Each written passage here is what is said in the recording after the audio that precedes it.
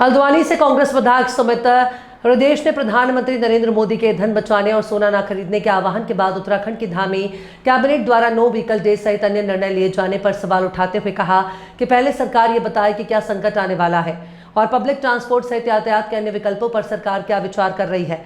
उन्होंने कहा कि सरकार को यह भी स्पष्ट करना चाहिए कि क्या देश गंभीर संकट में पहुंचने वाला है, क्योंकि जिस तरह से हालात बनते दिखाई दे रहे हैं उससे यही अंदाजा लगाया जा रहा है कि वहीं नीट जैसी परीक्षा लीक होकर रद्द हो जाने के सवाल पर सुमित हृदयेश ने कहा कि ये सरकार का बहुत बड़ा फेलियर है। लाखों युवाओं के भविष्य के साथ कुठारघात है। देश की सबसे बड़ी परीक्षा एजेंसी का पेपर लीक होने से युवाओं में गहरी हताशा है। देखिए, ये तो हमारे नेता राहुल गांधी जी ने मार्च में ही बोल दिया था कि देश पे आर्थिक संकट आने वाला है। वैश्विक परिस्थिति को समझना सरकार की दूरदृष्टि होनी चाहिए और मुझे लगता है कि संकेत मिल चुका है कि युद्ध दोबारा प्रारंभ होने वाला है।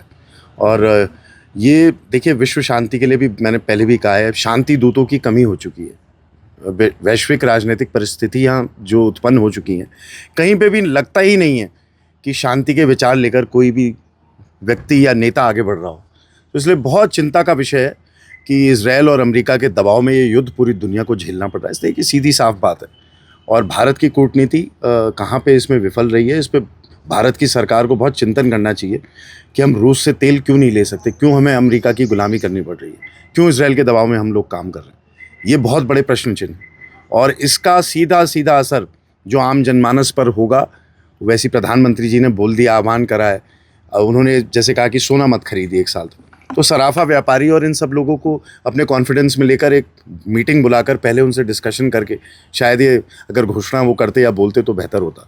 तो उन पे कितना बड़ा जो सोने का व्यापार करते हैं, जो सोने के व्यापार से प्रत्यक्ष अप्रत्यक्ष तौर से लोग जुड़े हुए हैं, उन पे कितनी बड़ी विडम्बना आई है। बाकी चीज़ों चलिए मैं मान सकता हूँ, पेट्रोल डीजल क्योंकि जानते हैं हम लोग सब निर्यात होता है, तो इसलिए उन चीज़ों पर कैसे रोकथाम हो सकती है, अंकुश लग सकता है। ट्रैवल पे चलिए विदेशी सफ़र पे भी मैं मान सकता हूँ, ठीक बात है।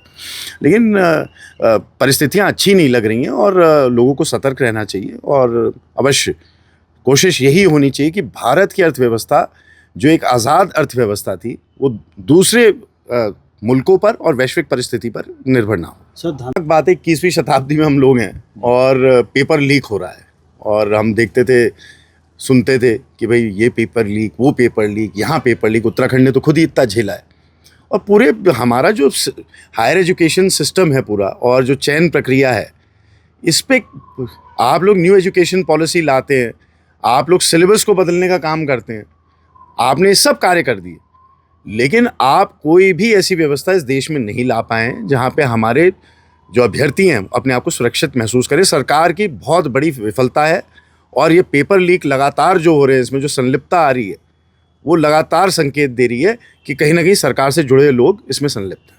लेकिन उत्तराखंड हैं, उनको जमानत मिल जाती है और उस पर चर्चा तक नहीं होती है। नहीं, देखिए, ये तो ड्यू प्रोसेस ऑफ लॉ है। जमानत तो कोर्ट ने दी है। अब कोर्ट ने अगर पैरवी अगर कमज़ोर सरकार की तरफ से हुई है तो जमानत अगर कमज़ोर हुई है तभी जमानत मिली है। मेरा तो ऐसा मानना है।